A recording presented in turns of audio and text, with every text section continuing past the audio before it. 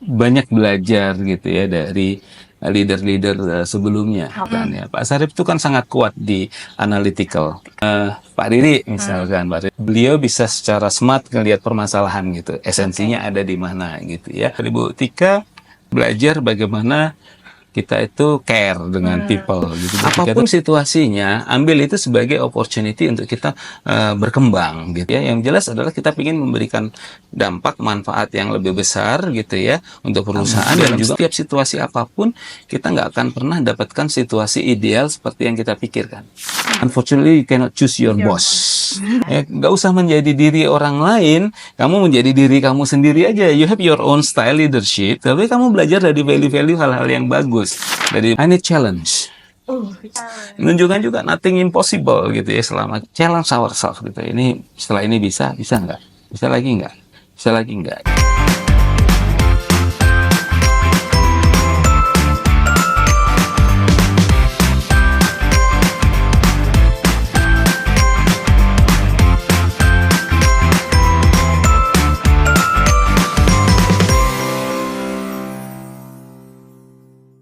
Masih ada 2 pertanyaan lagi. Bapak mau pilih communication skill atau challenge? Communication skills. Oke, Kalau saya ngomong challenge, nanti challenge-nya terakhir.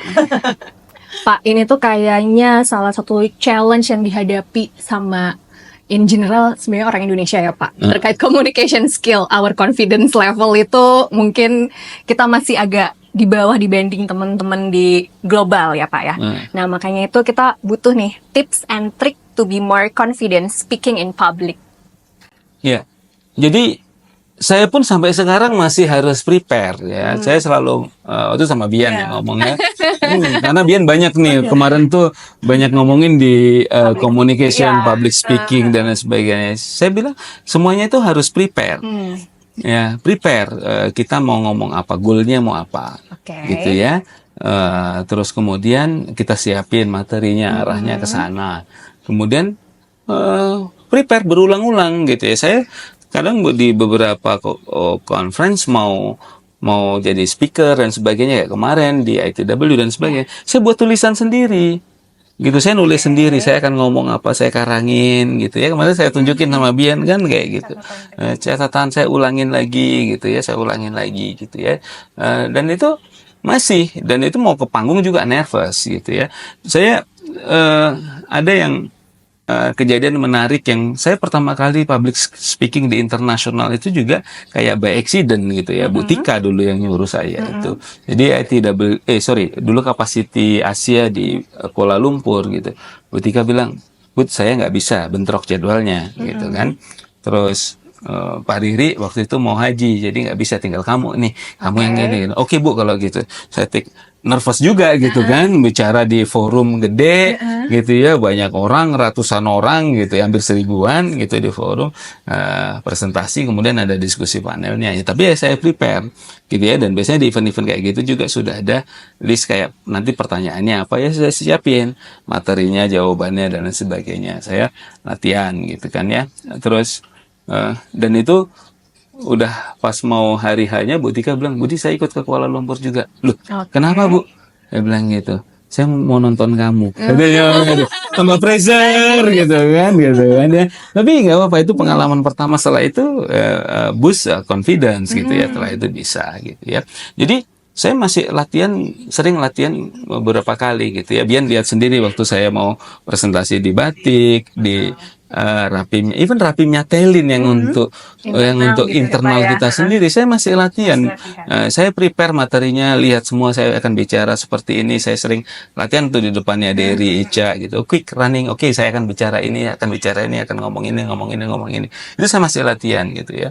Dan memang itu yang membuat kita bisa lebih bagus gitu. Jangan dikira orang-orang yang mahir berbicara itu tanpa latihan. Nggak ada yang born kayak gitu. Semuanya latihan. Saya dulu pernah diutus, ada beban yang cukup berat ya. Pernah diminta. Saya waktu itu masih VP di Telkom, diminta jadi wakilnya Telkom, mewakili IMA. IMA itu Indonesia Marketing Association Plus, dan itu kita compete dengan dari negara lain gitu ya untuk mendapatkan marketing awards dari di regional gitu. Nah, waktu itu saya pergi ke China, saya lupa kotanya, wakilin. Nah itu Pak Awaludin dulu direktur enterprise-nya Telkom ngomong, kita harus menang ya gitu. Waduh, tambah beban lagi kan ya. Itu saya latihan berapa kali, saya latihan itu sebelum presentasi karena jurinya banyak profesor-profesor kan dari banyak negara gitu ya. Saya latihan bisa sampai 5 kali saya latihan. Timer, omongan saya latihan untuk memastikan bahwa itu benar-benar perfect gitu ya. Pagi udah latihan, makan siang, sore latihan lagi. Saya latihan presentasi gitu ya. Dan alhamdulillah gitu. Besoknya pas di presentasi juga bisa berjalan lancar. Sampai sekarang saya masih melakukan yang kayak gitu, sering latihan. Kadang-kadang saya sebelum tampil event di internal pun saya dengan ditemenin Dery, Ica, biasanya saya mojok sendiri gitu ya, atau di kamar saya latihan presentasi, ngomong beneran kayak live-nya gitu ya di beberapa poin penting gitu ya. Jadi esensinya sih latihan, prepare dari materinya, disusun dengan bagus dan juga praktis gitu ya. Jadi kalau masih deg-degan, masih sampai sekarang, jangan dikira nggak deg-degan. Udah tidak ada lagi kata Teman-teman melihatnya ketika itu saya tampil seolah kok Mas Ustadz bisa ngomong apa aja, malah kalau nggak di stop nggak berhenti gitu kan ya. Ya itu akan mengalir dengan sendirinya gitu. Tapi waktu berawal mau naik panggung pun saya itu selalu nervous di rapimnya wig dan lain sebagainya, itu selalu ada rasa nervous saya karena nggak. Makanya saya selalu materi itu sering saya tulis-tulis sendiri gitu untuk ngingetin mana poin-poin penting yang harus saya sampaikan. Saya highlight tuh beberapa. Saya akan ngomong dari sini, akan ngomong ke sini di materi presentasi. Biar lihat ya waktu itu ya gimana alirannya gitu. Saya masih latihan seperti itu. Jangan dikira naturally udah langsung presentasi ngomong gitu aja, enggak. Jadi semuanya di prepare, latihan gitu ya. Nanti tanya Bian nih. Bian udah waktu itu saksi mata ya Pak. Saksi mata langsung. Dan dia juga udah saya kasih tahu kan steppingnya apa aja waktu preparation material seperti apa gitu ya.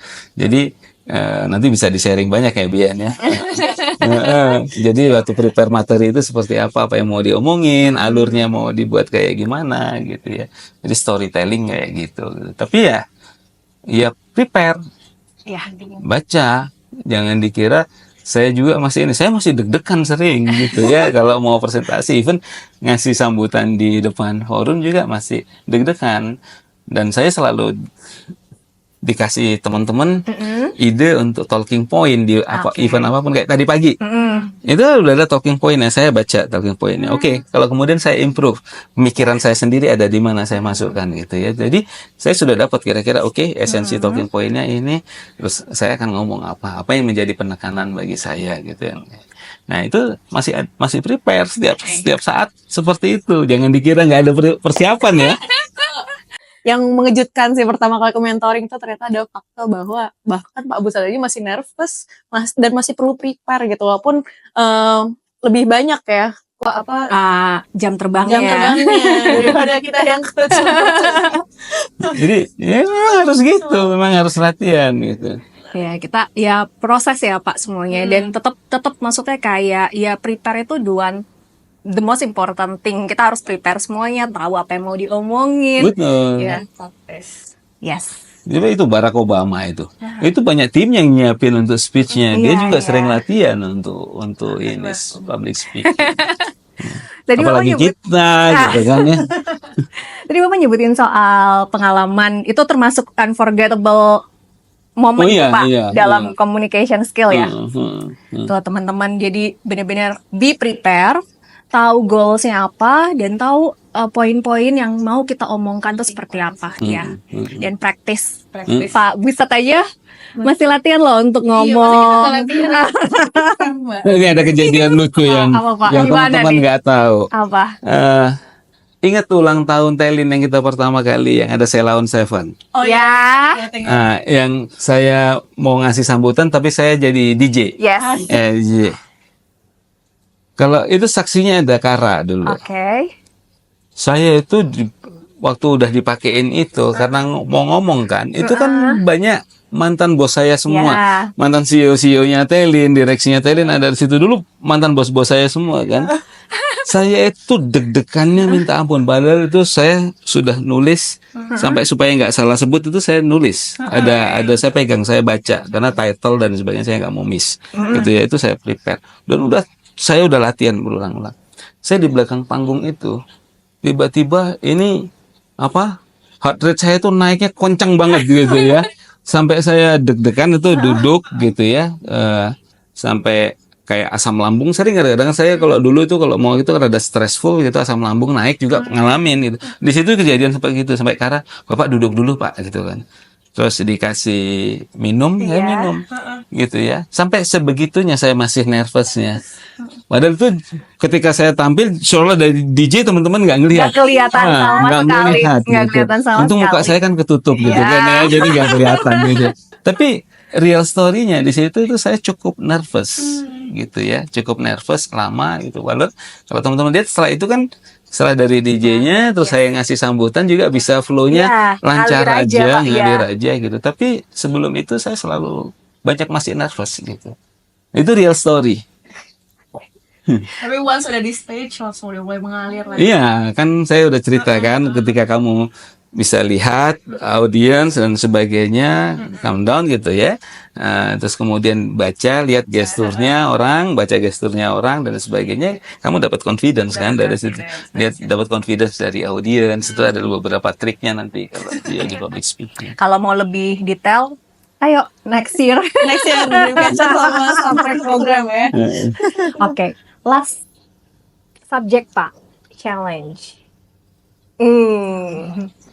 Apa aja? What you see for Telin in next 5 years, Pak? Saya pikir Telin ini akan memasuki kita dalam fase kedua dari era pertumbuhan kita gitu ya. Teman-teman kemarin itu sudah banyak kita berpuaskan. Oh, Telin dari yang perusahaan yang hanya revenue-nya sekian, bahkan net income-nya sempat negatif, sekarang jadi seperti sekarang gitu ya. Itu udah fase 1 kemarin yang sudah terjadi. Nah, ini fase kedua yang mungkin akan menjadi peak-nya adalah sekarang yang kita lakukan. Kan kita sudah melakukan transformasi kan, pengen menjadikan Telin sebagai digital infrastructure dan platform partner of choice gitu kan. Kita banyak melakukan investasi dan lain sebagainya gitu ya. Dan investasi di kabel laut gitu ya. Dan sekarang 2-3 tahun terakhir ini kan saya selalu ngomong kita masih banyak challenge. Ya, bahkan tahun ini kita ngomong flying with broken wing dan lain sebagainya gitu ya. Karena memang problem kita itu adalah kita nggak punya infrastruktur yang cukup untuk berjualan gitu. Tim sales kita udah banyak berubah, sudah sangat agresif, sudah sangat cepat. Kita kehilangan inventory, kekurangan inventory gitu ya. Makanya kita push itu semua gitu ya. Nah, sekarang adalah tahun-tahun mulai dari tahun ini, tahun depan itu fase-fase kita masih berinvestasi. Jadi tahun depan itu masih tahun yang susah, lebih susah lagi gitu. Mungkin paling susah dari Telin gitu. Tetapi 2026 2027 mungkin peaknya di 2028 itu adalah masa-masa panennya Telin.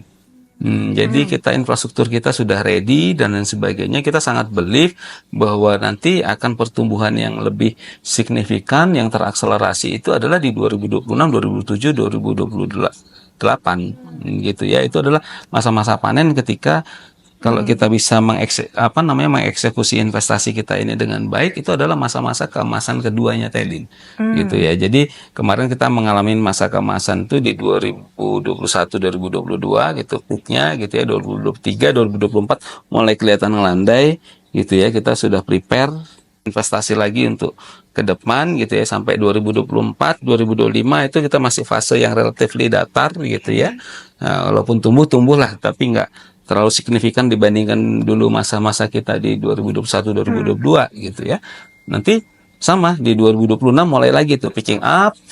2027 hampir semuanya ready, 2028 adalah peaknya gitu ya. Ini proyeksi saya ke depan gitu. Asal memang teman-teman konsisten mengeksekusi itu, selalu improve servisnya, capability-nya gitu ya. Teman-teman juga tetap menjalankan operasional dengan sangat baik gitu ya.